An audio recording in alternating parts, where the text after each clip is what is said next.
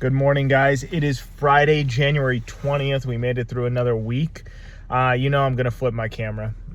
You know it's coming. It's just gorgeous. This is why living in Utah is better than anywhere else. These mountains.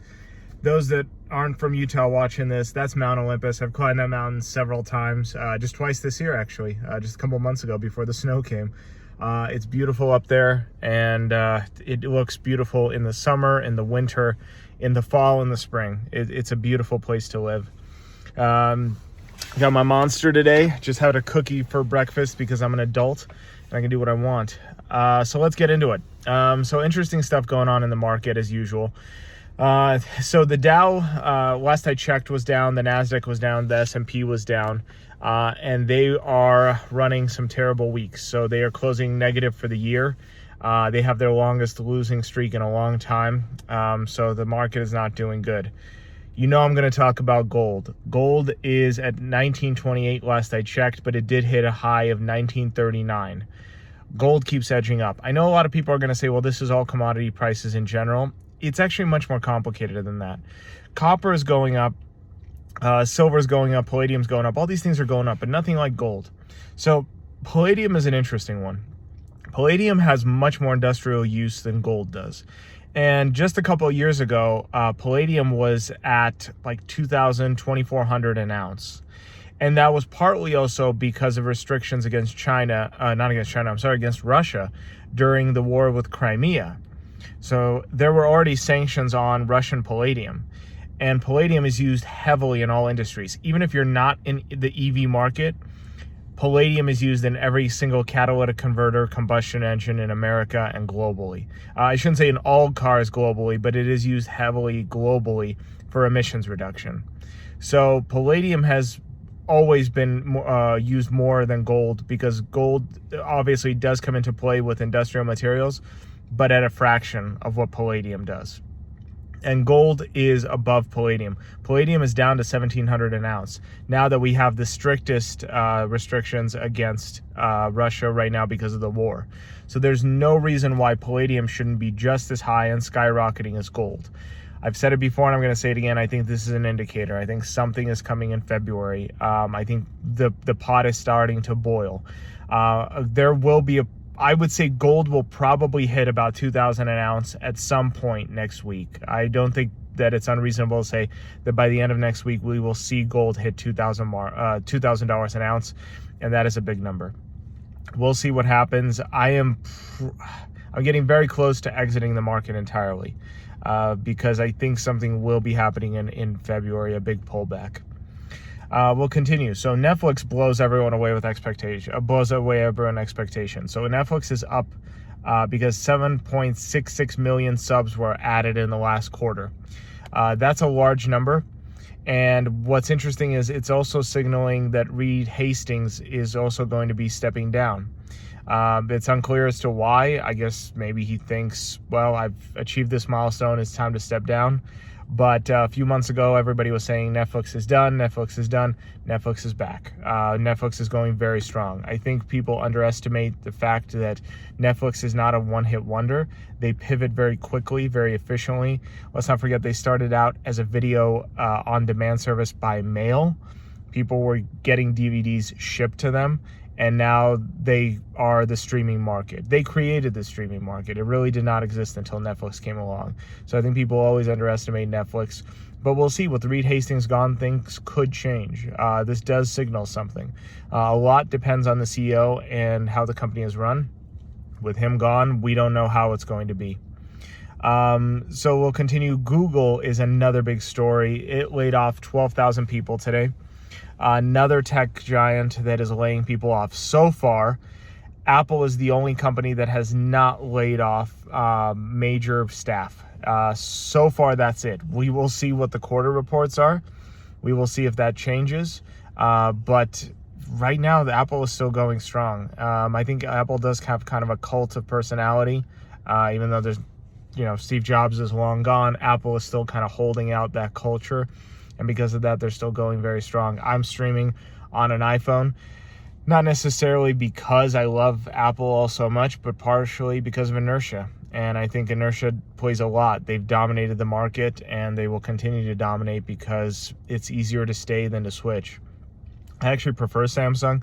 I think Samsung has much better tech. I'm just too lazy to switch everything over. But that's a different story.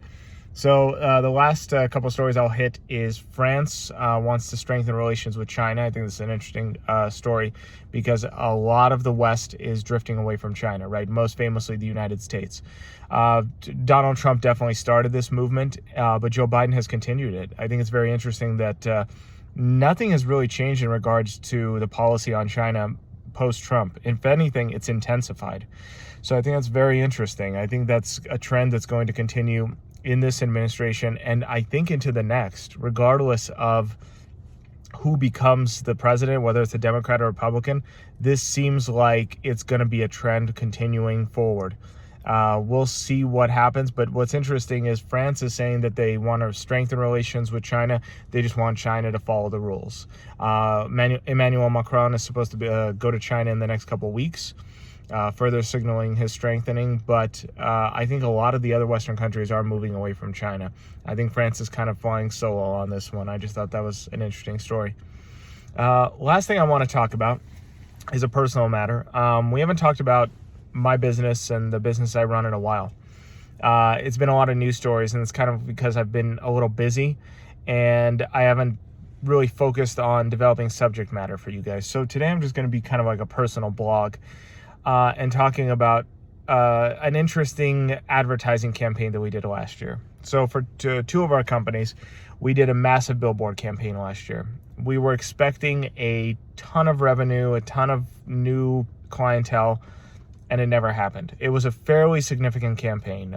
We were all across, we're in Salt Lake. We were all across the Salt Lake Valley. People saw our billboards. I would have people come to me say, "Oh, I saw your billboard." And at the same time, we saw no gain in revenue.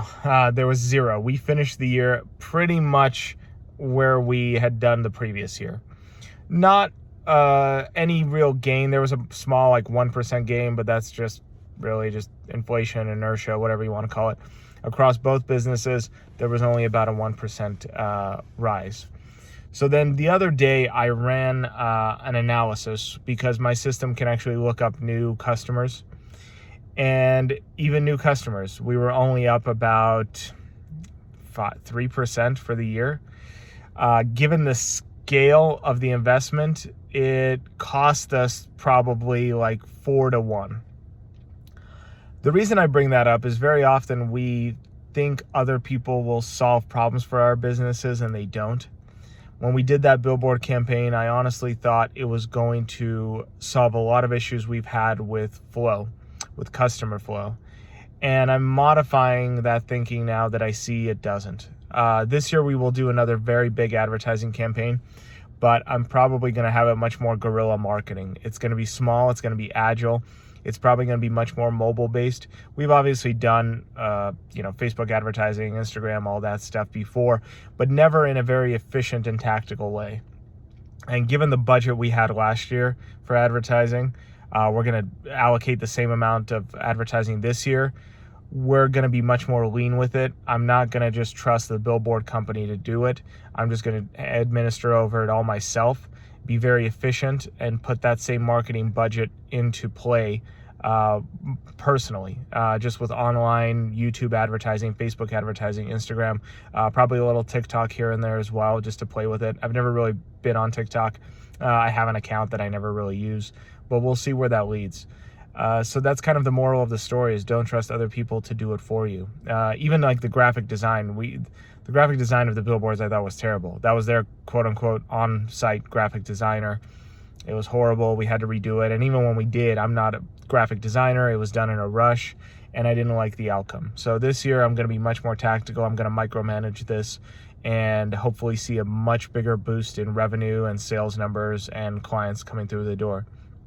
So that's what I'm going to focus on here in the next couple of weeks. We're probably going to launch another advertising campaign sometime in the second quarter, running second quarter to fourth quarter. So we're going to hold off on the first quarter as we kind of regroup for the year. And then second quarter into the fourth quarter, we're going to run this campaign. that's pretty much it. I hope you guys have a wonderful weekend. I hope you set amazing goals. I hope you meet those goals. And I'll see you guys on Monday.